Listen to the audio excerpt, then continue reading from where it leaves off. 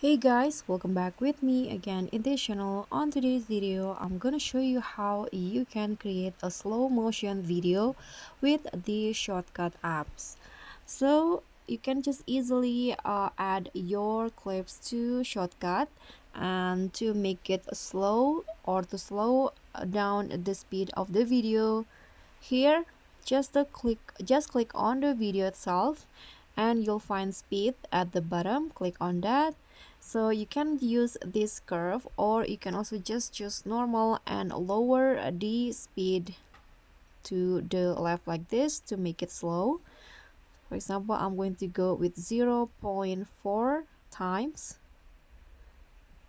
like this. Now if you have like some voice in the video, you can also make the pitch also follow the speed, and after that just click on the check icon and this will be the slow-mo video.